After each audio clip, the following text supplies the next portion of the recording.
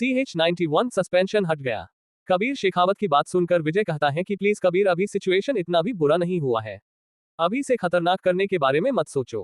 कबीर शेखावत कहता है कि हाँ वही, अगली बार पूरी ताकत लूंगा, बस सूटकेस के लिए एक बड़े से आदमी का खून कर दे। विजय कहता है कि तुम यहाँ लोगों को बचाने के लिए आए हो और तुम ही ऐसी बातें कर रहे हो।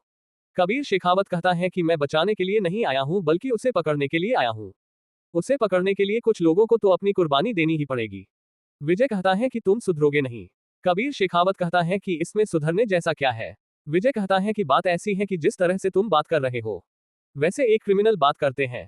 कबीर शेखावत कहता है कि कोई बात नहीं, तुम तो जानते ही होगे कि जब कुछ पाना होता है तब हमें कुछ न कुछ खोना ही पड़ता है।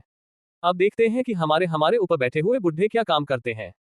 इधर प्रतीक थोड़ी देर तक उनकी बकवास बातों को सुनता है और फिर उसे बंद करते हुए कहता है कि जो कुछ भी होगा वह मैं देख लूंगा, एक बार उससे मुलाकात हो जाए बस। विजय कहता है कि किससे मुलाकात।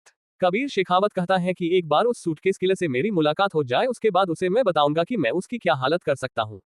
उसकी बात सुनकर विजय कहता है कि उसके खून करने के तरीके को देखा है, किसी पागल की तरह और बहुत ही ज्यादा बेरहमी से मारता है। तुमने देखा तो था ना कि जब उसने अंडरवर्ल्ड के अक्रम को मारा था। कबीर शेखावत कहता है कि हाँ, बहुत ही ज्यादा बेरहमी से मारा था, लेकिन मैं एक सरकारी आदमी हूँ, क्यों न उसके खिलाफ शूट एट साइट का ऑर्डर निकलवा दूं। विजय चतुर्वेदी कहता है कि बकवास बंद करो कबीर, शूट एट साइट का ऑर्डर किसके खिलाफ निकालेंगे, उसके बारे में किसी को कुछ भी नहीं पता कि आखिर वह कौन है। कबीर शेखावत कहता है कि सूटकेस किलर के नाम से निकलवा दो। विजय कहता है कि बेवकूफ मत बनो कबीर, अगर सूटकेस किलर ने किसी और को अपना नकाब पहनाकर हमारे सामने भेज दिया और हमने उसे मार दिया तो समझ रहे कि क्या होगा, उसके बाद क्या होगा। कबीर शेखावत कहता है कि क्या होगा। विजय कहता है कि उसके बाद हमेशा के लिए सस्पेंड कर दिया जाएगा। कानून कहता है कि 100 गुनहगार क्यों न छूट जाए, लेकिन एक भी बेगुनाह को सजा नहीं होनी चाहिए। कबीर शेखावत कहता है कि प्लीज यार, काफी ज्यादा हो गया, अब नहीं, जल्दी गाड़ी चलाओ यार, घर पहुंचना है। इधर प्रतीक हॉस्टल में आने के बाद राहत भरी सांस लेता है। प्रतीक मन ही मन कहता है कि आखिरकार मैंने एक को इंसाफ दिला दिया, अब कल देखूंगा कि अगला नंबर किसका है। अगले कुछ दिनों तक सब कुछ शांत रहता है और कहीं से भी किसी भी तरह की चीज नहीं होती है। प्रतीक भी बिल्कुल शांत रहता है और कबीर शेखावत और उसके पूरे टीम का सस्पेंशन अब तक हटा नहीं था। लारा अभी भी प्रतीक के ऊपर नजर रखे हुए थी, लेकिन उसे प्रतीक के अंदर कोई भी गड़बड़ नजर नहीं आ रही थी। हर दिन वह प्रतीक से बात करने की कोशिश करती थी और बात भी करती थी, लेकिन उसे बात करते वक्त भी ऐसा कुछ नहीं लगता था कि प्रतीक कोई बहुत ही बड़ा खूनी है। कुछ और दिनों के बाद आखिरकार कबीर शेखावत और उसकी टीम के ऊपर लगा हुआ सस्पेंशन हट जाता है। कबीर शेखावत और उसकी टीम के ऊपर से सस्पेंशन हटाने का सबसे बड़ा हाथ था अर्शदीप चौहान का। उन्होंने अपने एड़ी चोटी का जोर लगाकर कबीर शेखावत और उसकी टीम के ऊपर से सस्पेंशन हटवाया था।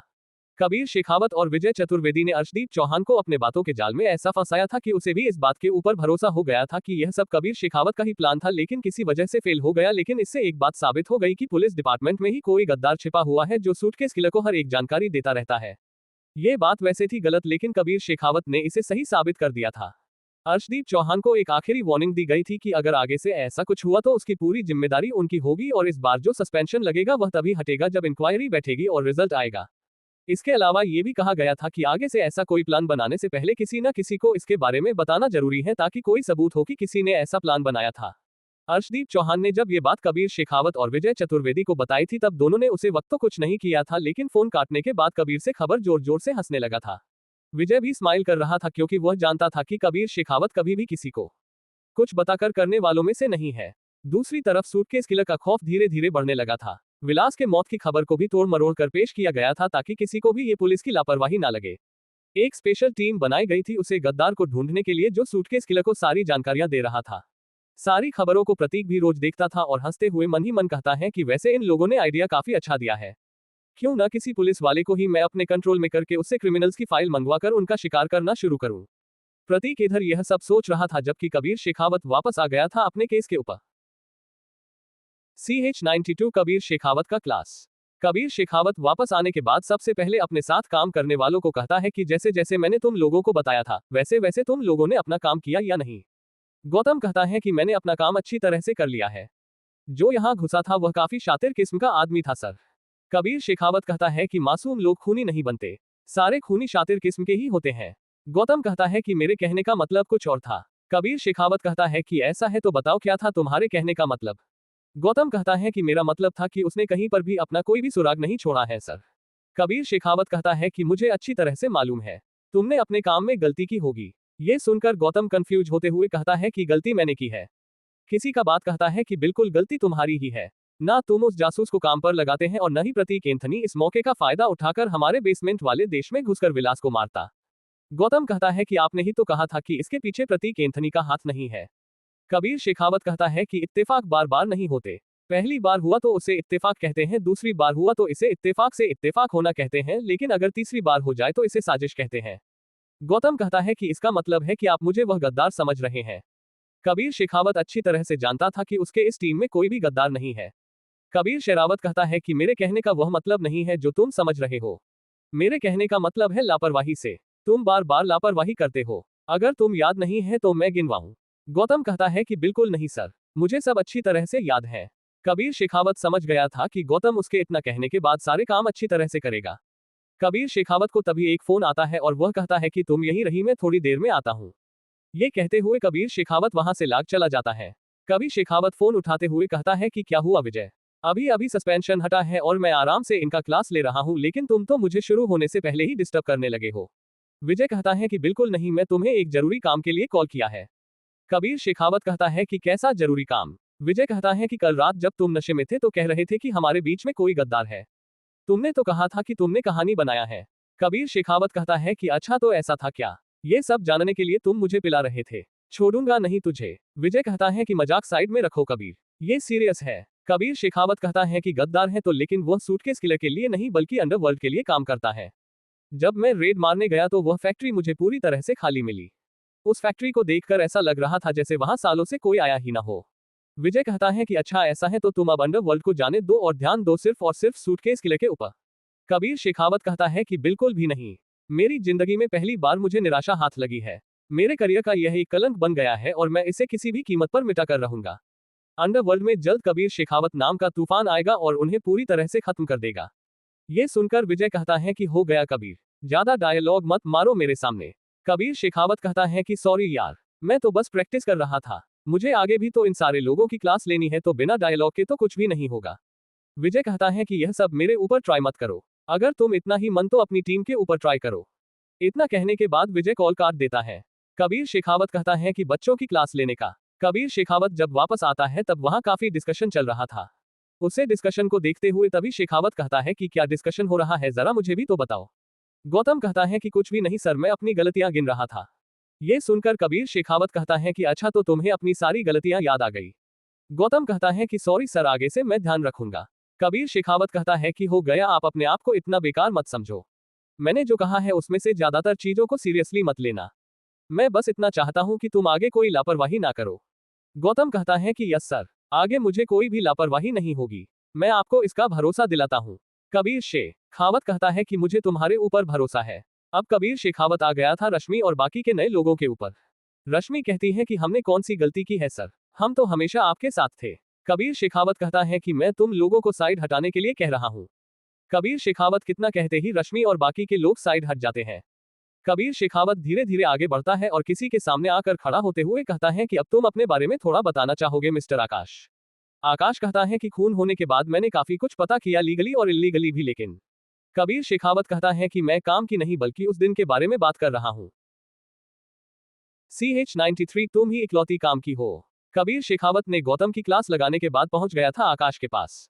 आकाश जब कहता है कि उसने काफी कोशिश की पता लगाने की, लेकिन उसे सूटकेस किलर का कोई भी सुराग नहीं मिला। कबीर शेखावत कहता है कि मैं तुमसे उस दिन के बारे में कह रहा था। आकाश कहता है कि साफ साफ कहिए सर। कबीर शेखावत कहता है कि मेरे कहने का मतलब था कि उस दिन तुम सूटकेस किलर से मिले थे ना, तो इतनी जल्दी बेहोश कैसे हो गए। आकाश कहता है कि सॉरी सर, लेकिन वह लड़ने में काफी ज्यादा एक्सपर्ट था, इसलिए मैं उसके सामने ज्यादा वक्त तक नहीं टिक पाया। कबीर शेखावत हंसते हुए कहता है कि जिस तरह तुम हमें बंधे हुए मिले थे उसके बाद तो मुझे ऐसा लगा जैसे तुम उसके सामने एक सेकंड भी नहीं टिक पाए होंगे।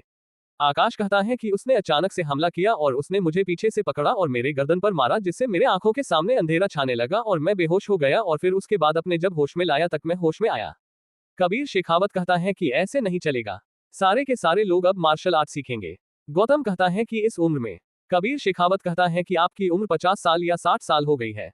गौतम कहता है कि 35 साल। कबीर शेखावत कहता है कि बस तब तो आप अभी भी जवान हैं। कबीर शेखावत आकाश से कहता है कि तुम्हें भी कोई दिक्कत है क्या, तुम्हारी भी उम्र हो गई है क्या। आकाश कहता है कि बिल्कुल भी नहीं सर, अगली बार जब सूटकेस किलर से हमारा सामना होगा तब मैं उससे नहीं हारूंगा, उसे पकड़ लूंगा। कबीर शेखावत कहता है कि यह हुई न बात, लेकिन अगर कल मुझे पता चला कि तुम लोगों ने बस ये कह दिया है तो मैं तुम लोगों को सस्पेंड कर दूंगा। समझे ना? सारे लोग हाँ में अपना सर हिलाने लगते हैं। कबीर शेखावत चेयर लेकर बैठ जाता है और कहता है कि इन सब बातों को साइड में रखते हैं और काम पर वापस आते हैं। कबीर शेखावत कहता है कि बताओ मिस्टर गौतम, क्या पता किया अब तक आपने? गौतम कहता है कि मेरे बाकी के खबरियों के मुताबिक यहाँ पर जो कोई भी आया था उसमें अपने आप को भीड़ के जरिए आया था और उसके बाद शायद जंगल से आया होगा। कबीर शेखावत कहता है कि कोई अंदर की खबर बताओ। प्रतीक एंथनी के बारे में क्या पता चला? गौतम कहता है कि कुछ भी पता नहीं चला। वह अपने कॉलेज से आजकल बाहर ही नहीं जाता है, कभी कभार जाता है और मेरा खबरी उसके ऊपर पूरा नजर गड़ाए हुए हैं, लेकिन हमें कोई भी लीड नहीं मिली है। कबीर शेखावत कहता है कि तुम्हारी बातों से ऐसा लग रहा है कि उसे पता चल गया है कि उसके पीछे खबरी है। गौतम कहता है कि बिल्कुल भी नहीं सर, उसने बताया कि अब तक उसे नोटिस नहीं किया गया है। कबीर शेखावत कहता है कि कॉमन सेंस लगाओ। बेंगलुरु में उसने तुम्हारे खबरी को देखा था उसे बचाते हुए, और एक पल के लिए भी जब उसकी नजर गई होगी तो उसे पता चल गया होगा कि उसके पीछे कोई है। एक काम करो, खबरी बदल दो और उसे मेरा डायरेक्ट कांटेक्ट करवाओ उससे, और जो खबरी अभी प्रतीक एंथनी के पीछे है उसे अंडरवर्ल्ड के पीछे लगाओ। गौतम कहता है कि यस सर। उसके बाद कबीर शेखावत रश्मि से कहता है कि कोई और लीड मिली क्या? रश्मि कहती है कि हाँ सर, अब तक जिस किसी को भी सूटकेस किलर ने मारा है वे फेमस थे। कबीर शेखावत कहता है कि फेमस से क्या मतलब है इसका? रश्मि कहती है कि न्यूज में मरने से पहले सारे लोग उछल रहे थे। जैसे सिद्धार्थ तनेजा दंगे के बाद न्यूज में उछल रहा था तो उसकी ऐसी हालत हो गई। उसके बाद जब एमएलए विश्वास सुराना इलेक्शन के बाद न्यूज में उछल रहे थे तब उनके घर में घुसकर मार डाला। उसके बाद ये सारे रेपिस्ट जो न्यूज के हेडलाइन बने हुए थे उन्हें मार दिया, और उसके बाद विलास को अपने न्यूज का हेडलाइन बनवाया, तो वह भी थोड़े दिनों के बाद ही सही लेकिन मारा गया। मेरे इन्वेस्टिगेशन के मुताबिक सूटकेस किलर न्यूज में उछल रहे क्रिमिनल्स को मारता है और जब तक एक को पूरी तरह से खत्म नहीं कर देता है तब तक किसी दूसरे की तरफ ध्यान नहीं देता। कबीर शेखावत हंसते हुए रश्मि के कंधों को थपथपाते हुए कहता है कि क्या बात है, असली काम तो तुमने ही किया है। अब मैं एक और खतरनाक प्लान बनाऊंगा जिसके बाद सूटकेस किलर हमारे कंट्रोल में आएगा और मैं उसे मार डालूंगा। सारी की सारी सरकारी गोलियों को उसके सीने में उतार दूंगा। कबीर शेखावत कहता है कि तुम काम की निकली। उसके बाद वह आकाश के पास जाते हुए कहता है कि तुमने क्या किया? आकाश कहता है कि मैं 100% श्योर हूं कि प्रतीक एंथनी यहां नहीं आया था सर। इसका फोन लोकेशन उसका हॉस्टल ही बता रहा था। कबीर शेखावत कहता है कि वह अपना फोन हॉस्टल में छोड़ कर भी तो आ सकता है ना। बिल्कुल भी नहीं सर। ये कहते हुए आकाश कबीर शेखावत को कुछ दिखाने लगता है। कबीर शेखावत उसे देखते हुए कहता है कि जब तुम्हारे ऊपर हमला हुआ था तब वह किसी से बात कर रहा था 1 मिनट 12 सेकंड तक। आकाश कहता है कि बिल्कुल सर। कबीर शेखावत कहता है कि रिकॉर्डिंग मिली उसकी। कबीर शेखावत को आकाश रिकॉर्डिंग प्ले करते हुए कहता है कि बात की थी उसने अपने फादर से जहां जिस अनाथ आश्रम में वह रहता था वहां के। कबीर शेखावत कहता है कि जरा मैं भी तो सुनूं। दरअसल राधिका के छोड़े गए उस फोन के सिस्टम के मुताबिक प्रतीक के फोन का लोकेशन बिल्कुल भी ट्रेस नहीं किया जा सकता था, लेकिन प्रतीक अगर किसी से बात भी करता तो सुनने और आकाश जैसे लोगों को पता चलता कि प्रतीक हॉस्टल से ही बात कर रहा है।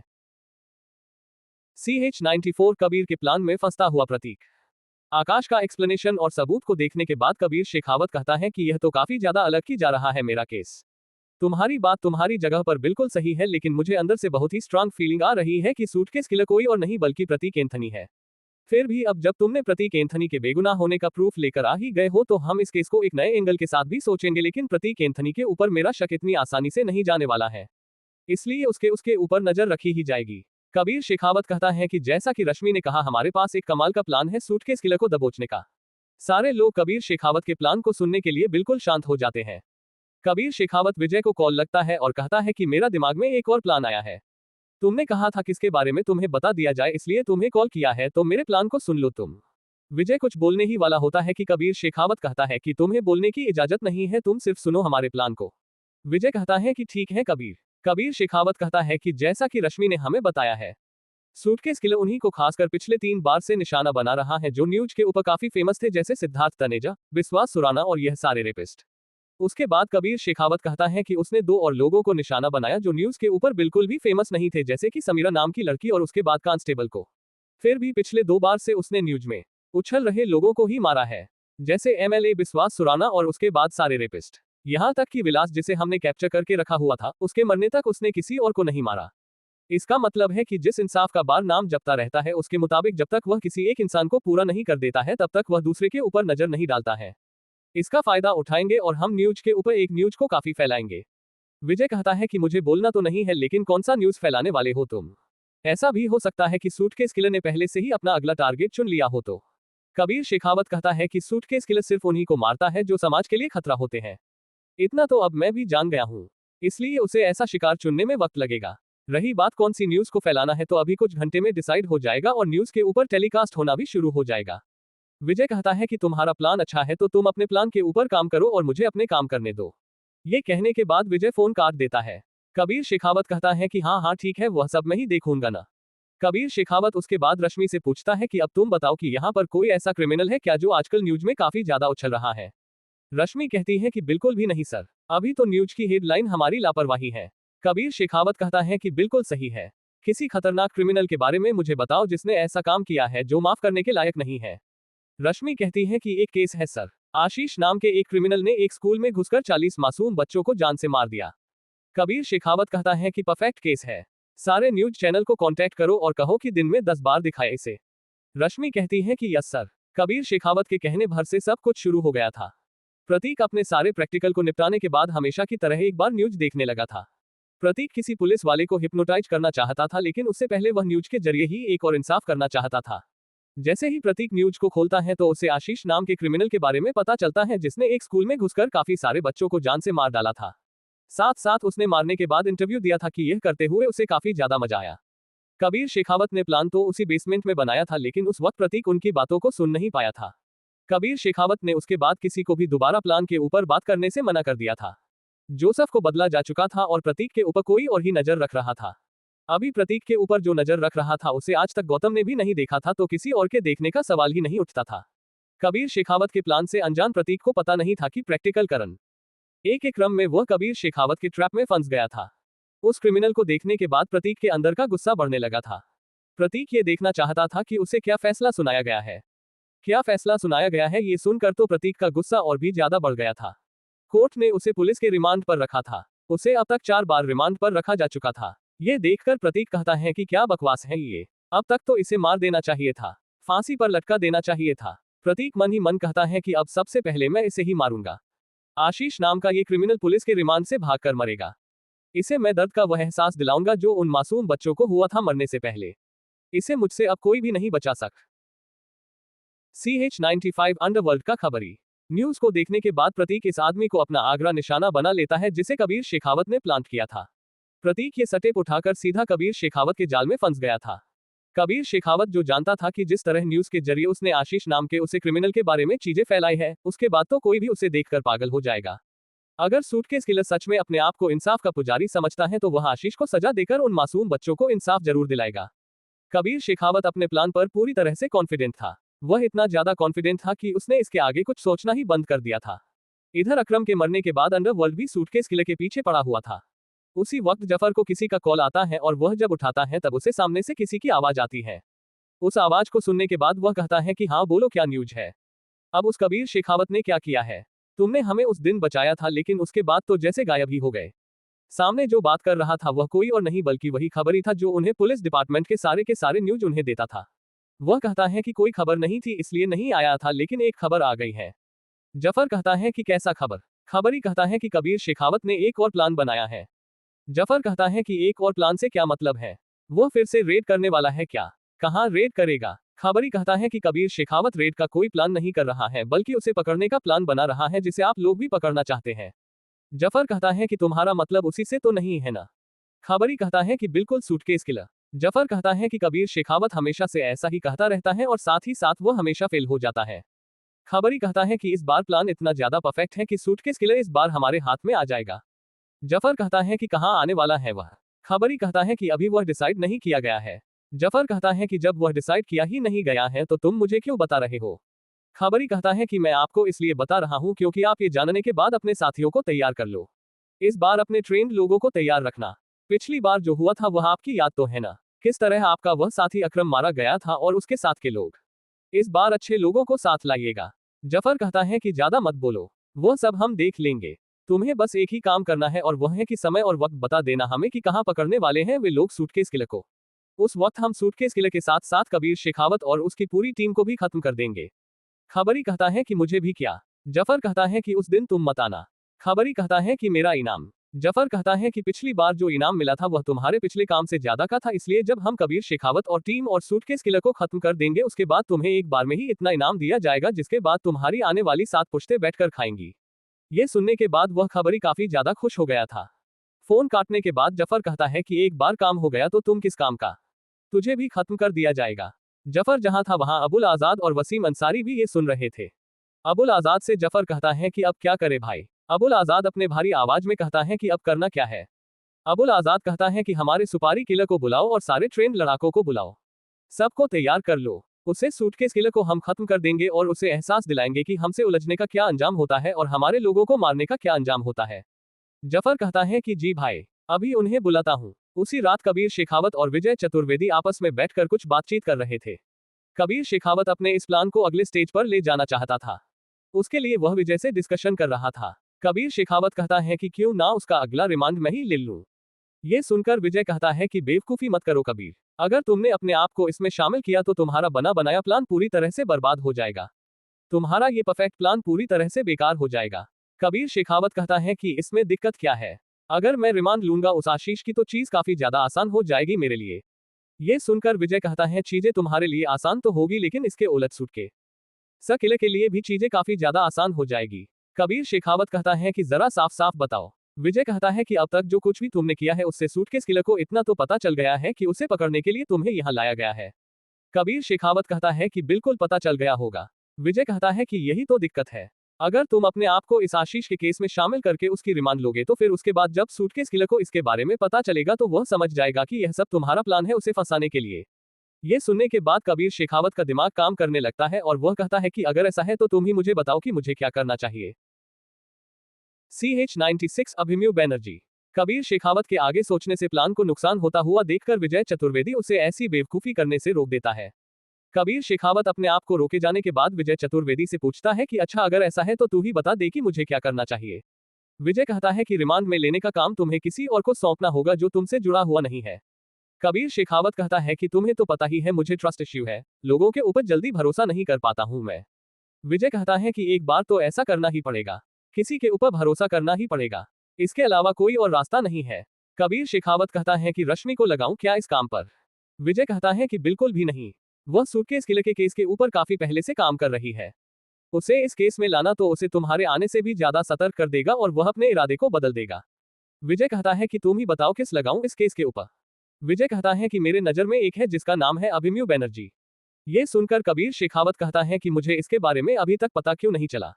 विजय कहता है कि सारी चीजें तुम्हें पता नहीं चल सकती है ना, कुछ चीजों को मेरे ऊपर भी छोड़ दो। कबीर शेखावत कहता है कि ठीक है कल मुझे मिलवाना उससे। विजय कहता है कि कल तो संडे है। कबीर शेखावत कहता है कि तो। विजय कहता है कि कल मेरी छुट्टी है और कल तो कोर्ट भी बंद होगा तो फिर ऐसा समझकर चलो कि जो काम होगा मंडे को होगा। कबीर शेखावत कहता है कि अगर उसे सूटकेस किलर ने कल ही हमला कर दिया तो।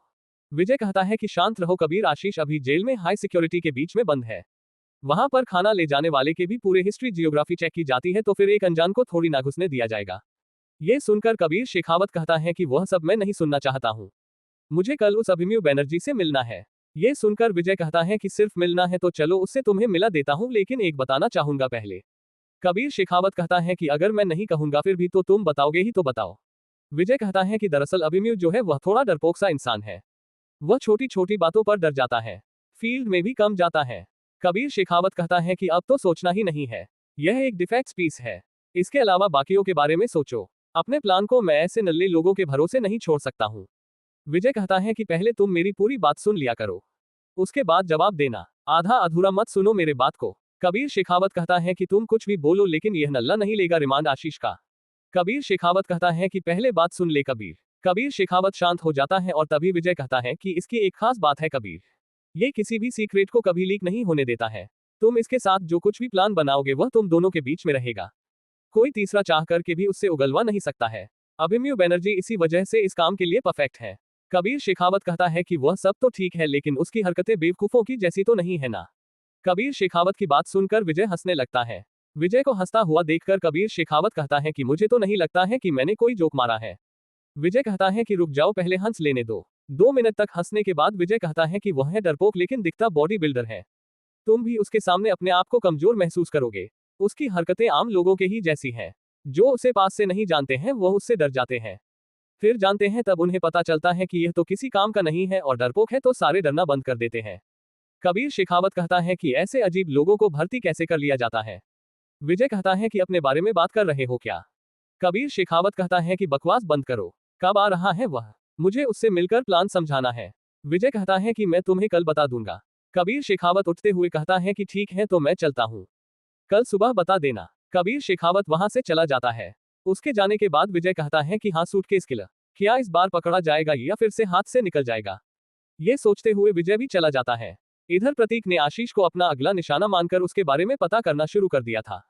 प्रतीक को उसके बारे में कहीं पर भी कुछ खास पता चल नहीं रहा था। प्रतीक खुद से कहता है कि पहले मुझे एक हफ्ते तक शांत रहना चाहिए। आगे मुझे जो कुछ भी करना है वह सोच समझ कर करना है। कबीर शेखावत धीरे धीरे काफी मुश्किल बनता जा रहा है मेरे लिए। तभी प्रतीक के दिमाग में एक आइडिया आता है और वह मन ही मन कहता है कि कहीं इसके पीछे कबीर शेखावत का हाथ तो नहीं। फिर वह अपने दिमाग को समझाते हुए कहता है कि बिल्कुल नहीं, ऐसा नहीं हो सकता है। कबीर शेखावत के पास इतना ज्यादा दिमाग नहीं है। 1 मिनट के लिए अगर मान भी लूं तो मुझे आशीष को निपटाने से पहले किसी और को मारना पड़ेगा। उसके बाद तो अगर इसके पीछे वह हुआ भी तो उसका ध्यान भटक जाएगा और फिर आशीष नहीं बचेगा। CH97 एक और शिकार। एक बार के लिए प्रतीक ने ये सोचा था कि इसके पीछे कबीर शेखावत का हाथ हो सकता है, लेकिन उसने एक और प्लान बना लिया था जिससे अगर कबीर शेखावत का हाथ होता भी फिर भी कबीर शेखावत नहीं पहुंच पाता प्रतीक तक। प्रतीक ढूंढने लगा था कि उसका अगला शिकार कौन बनेगा जिससे वह कबीर शेखावत को भटका सके। काफी चीजों के बारे में सोने के बाद आखिरकार प्रतीक को एक केस मिल ही गया था। एक आदमी था जो लोगों को उधार पर पैसा देता था और वक्त पर यही लौटाने पर लोगों का फायदा उठाता था और उन्हें धमकी भी देता था। उसने ऐसे ऐसे काम कर रखे थे जिसके बारे में प्रतीक सोच भी नहीं सकता था। प्रतीक ने उसे अपना टारगेट इसलिए बनाया था क्योंकि प्रतीक के मुताबिक वह इस धरती पर जीने के लायक नहीं था। इधर कबीर शेखावत अगले दिन पहुंच गया था मिलने के लिए अभिमन्यु बनर्जी से। पहली बार जब अभिमन्यु बनर्जी को कबीर शेखावत ने देखा था तो वह शौक के मारे फ्रीज सा हो गया था। इस बार जब कबीर शेखावत ने अभिमन्यु बनर्जी को देखा था तो उसे भी जैसा विजय ने बताया था वैसे ही उसे काफी ज्यादा डर लगा था, लेकिन उसके बाद वह शांत हो गया था जब उसने अभिमन्यु बनर्जी के असलियत को देखा था। अभिमन्यु बनर्जी आते ही कबीर शेखावत से मिलते ही अपना हाथ बढ़ाते हुए कहता है कि कबीर शेखावत, तुमसे मिलकर मुझे खुशी हुई। काफी सुना है तुम्हारे बारे में। कबीर शेखावत कहता है कि मुझे इतना ज्यादा खास मत समझो। अभिमन्यु बनर्जी कहता है कि बिल्कुल भी नहीं। जितना मैं तुम्हारे बारे में सुना है उतना तो मुझे लगता है मैं किसी पुलिस वाले के बारे में नहीं सुना। कबीर शेखावत कहता है कि प्लीज क्या हम मुद्दे के ऊपर आ सकते हैं। अभिमन्यु, जिसकी हाइट कबीर शेखावत से भी थोड़ा सा ज्यादा था, वह कहता है कि हाँ बिल्कुल, मैं तुम्हारे साथ काम करूंगा। ये सुनकर ही मुझे काफी ज्यादा खुशी हो रही है। कबीर शेखावत कहता है कि यह क्या, काफी ज्यादा एक्साइटेड किस्म का आदमी है ये। कबीर शेखावत एक लंबी सांस लेता है और आगे कहना शुरू कर देता है। उसके बाद वह अभिमन्यु बनर्जी को सारी चीजों के बारे में बताता है। ये सुनने के बाद अभिमन्यु बनर्जी कहता है कि यह बहुत ही ज्यादा खतरनाक है। कबीर शेखावत कहता है कि कहीं तुम डर तो नहीं रहे हो ना? अभिमन्यु बनर्जी कहता है कि बिल्कुल भी नहीं, तुम्हारे साथ काम करने का मौका मिल रहा है, बस यही चाहिए। थोड़ी और देर के बाद दोनों वहां से अपने अपने रास्ते चले जाते हैं। इधर प्रतीक उस आदमी को अगले 2 दिनों तक फॉलो करता है और उसके बाद उसे उसके बारे में कैसे बात पता चलती है जो उसे मारने के लिए बिल्कुल सही थी। वह हर दिन एक बार में जाता था और उसके बाद वह एक सुनसान रास्ते से इधर उधर जाता था।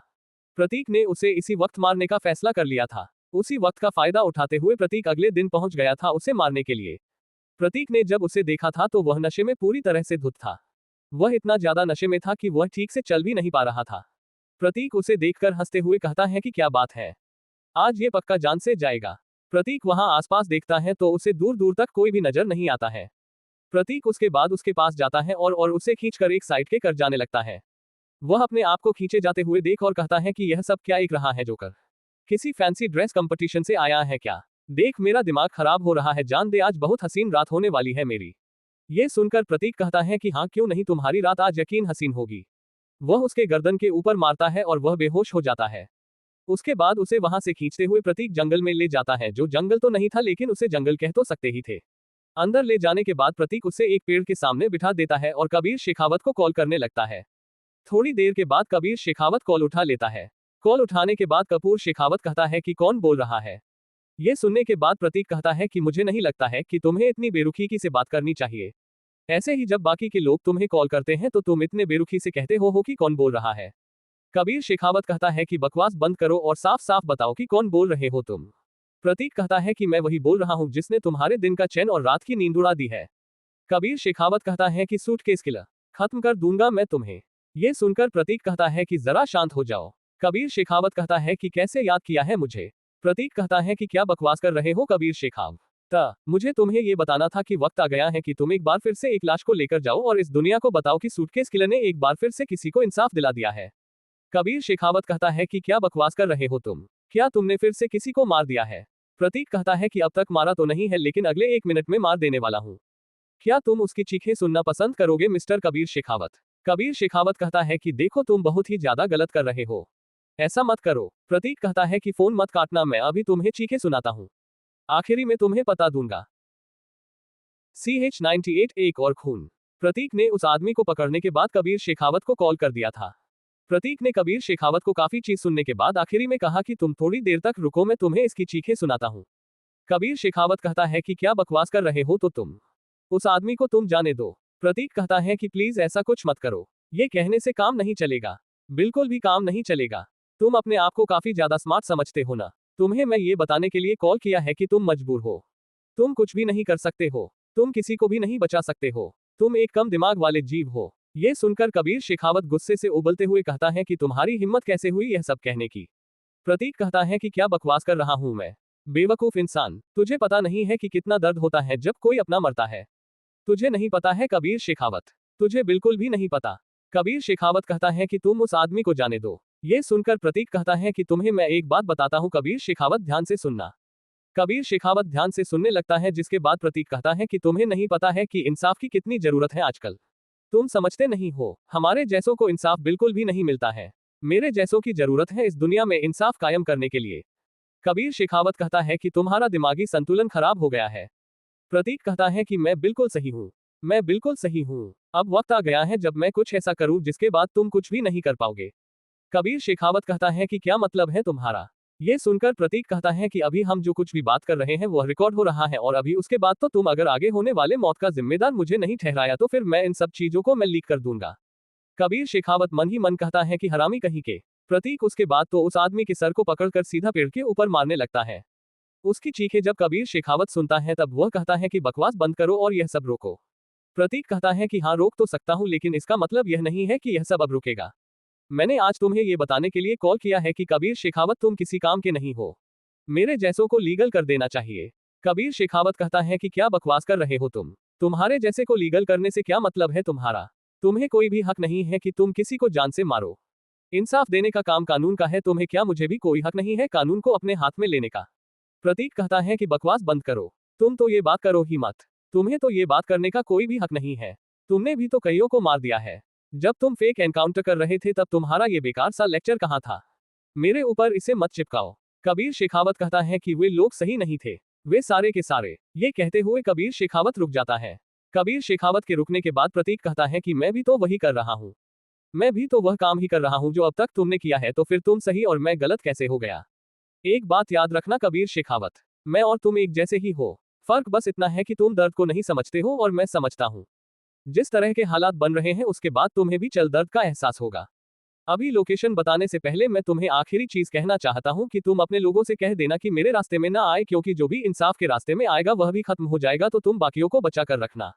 ये कहने के बाद प्रतीक कबीर शेखावत को लोकेशन बताता है और फोन काट देता है। कबीर शेखावत उसके बाद जल्दी से एक ग्रुप को ऑर्डर देता है और पुलिस वाले उस जगह के लिए निकल जाते हैं। वजह कुछ ऐसी थी कि इधर प्रतीक को काफी ज्यादा गुस्सा आ रहा था। पता नहीं क्यों लेकिन आजकल प्रतीक काफी ज्यादा अकेला और चिड़चिड़ा सा महसूस करने लगा था।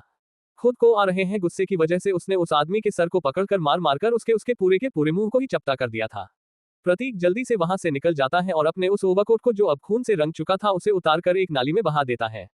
उसके बाद वह अपने सारे के सारे खून को साफ करता है और ग्लव्स को भी खोलकर नाले में बहा देता है। प्रतीक रोते हुए वापस आ रहा था, तभी उसे पुलिस की सायरन सुनाई देती है, जिसके बाद वह जल्दी से छिप जाता है। प्रतीक एक साथ दो गाड़ियों को आता हुआ दिखाई देता है। प्रतीक उन्हें जाते हुए देखता है और उनके जाने के बाद वह कॉलेज की तरफ निकल पड़ता है। उस तरफ कबीर शेखावत सीधा लारा को कॉल करता है ये पता करने के लिए प्रतीक वहां पर है या फिर नहीं। लारा ने पूरा का पूरा कॉलेज छान मारा था लेकिन उसे प्रतीक कहीं भी दिखाई नहीं देता है। लारा कबीर शेखावत से कहती है कि वह कॉलेज से गायब है। कबीर शेखावत कहता है कि अब मुझे पक्का यकीन हो गया है कि इसके पीछे उसी का हाथ है, देखो कि वह कहां गया है। CH-99 इमोशनलेस प्रतीक। इधर प्रतीक के फोन काटने के बाद कबीर शेखावत ने लारा से पूछा था कि क्या कबीर कॉलेज में है या फिर कहीं गया हुआ है। लारा ने हर जगह सब कुछ पता किया था लेकिन उसे प्रतीक कहीं पर भी नजर नहीं आता है। जब कबीर शेखावत को इसके बारे में पता चलता है तो वह चिल्लाते हुए कहता है कि कंफर्म हो गया, इसके पीछे वही है।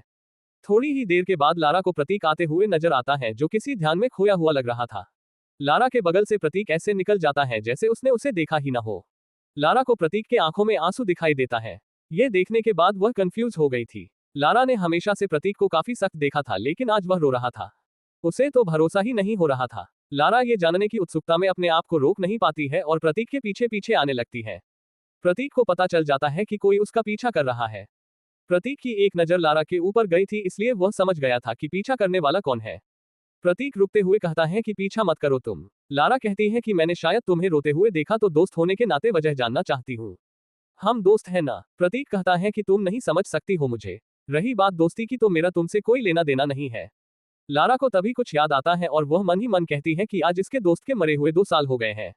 विश्वास नहीं होता है कि 2 साल बाद भी यह उससे याद करता है। आजकल के लोग तो 1 महीने में भूल जाते हैं। मुझे नहीं लगता है कि कबीर शेखावत सच कह रहा था। ये खूनी कैसे हो सकता है? लारा वही रह जाती है और प्रतीक उसके बाद हॉस्टल में जाने के बजाय छत के ऊपर चला जाता है। आज आसमान में काफी बादल था, इस वजह से आज आसमान में कोई भी तारा नहीं था।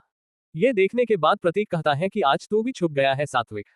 बहुत ही ज्यादा गलत बात है ये। काश तू होता। प्रतीक पूरी रात वही रहता है और वही सो जाता है।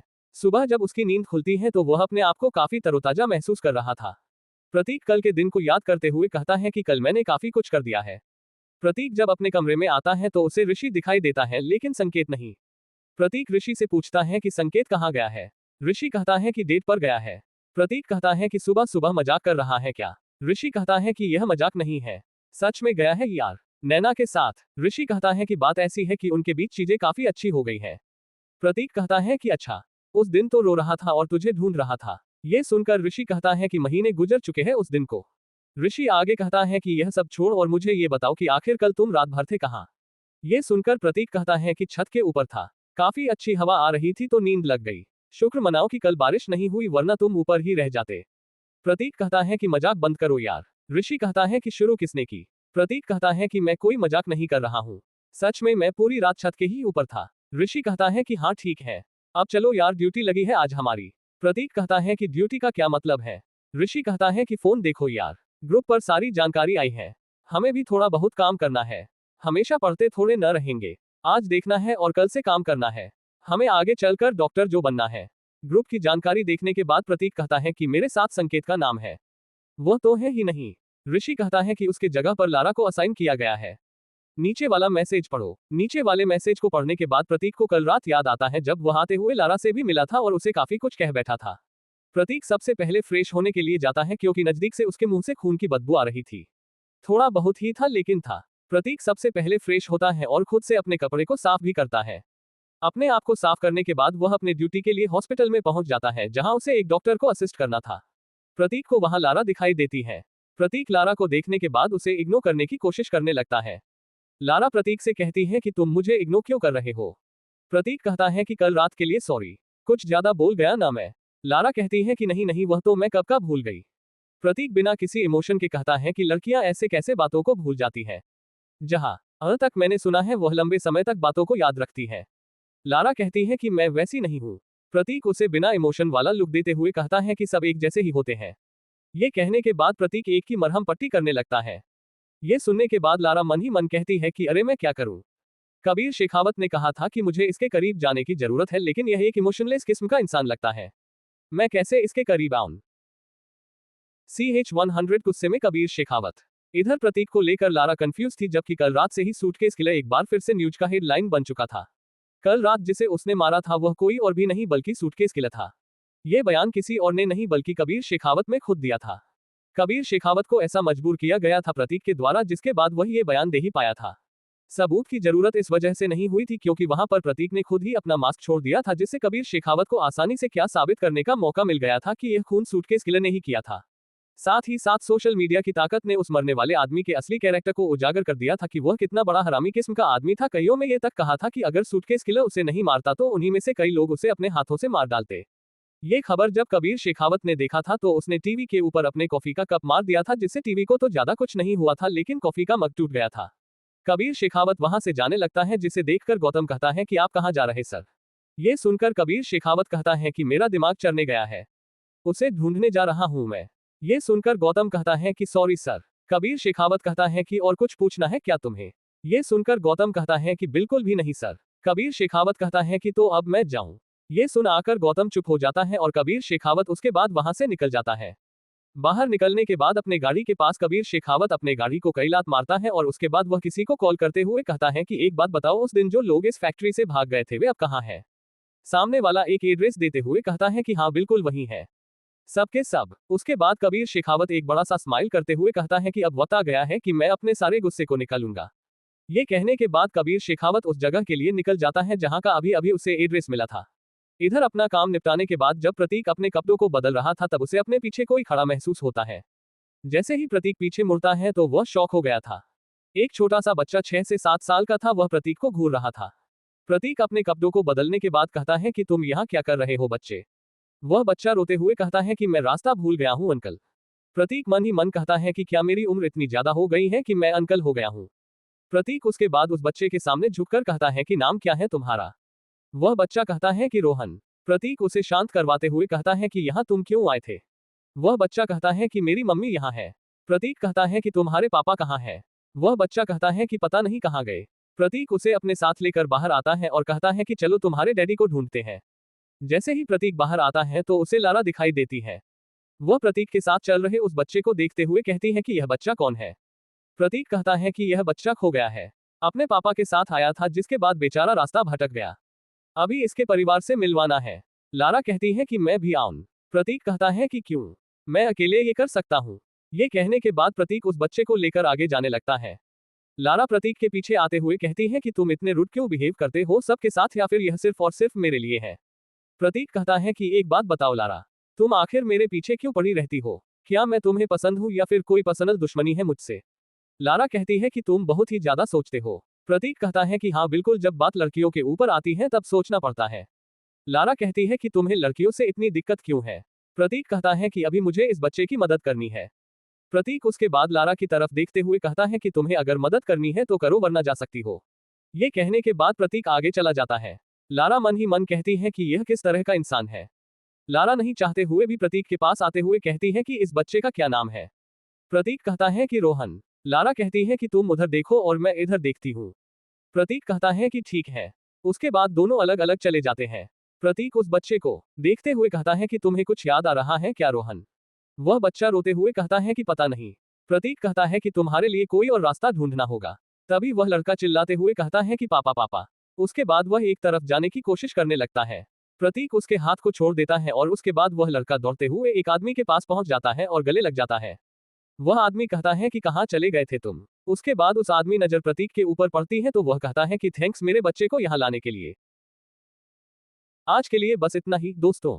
द सूटकेस किलर की इस रोमांचक कहानी के लिए और जानना चाहते हैं तो अगले पार्ट का इंतजार कीजिए। पसंद आए हो तो लाइक, सब्सक्राइब, शेयर करें। कोई गलती लगे तो कमेंट में बताएं, इससे हमें बेहतर कंटेंट बनाने की प्रेरणा मिलती है। धन्यवाद।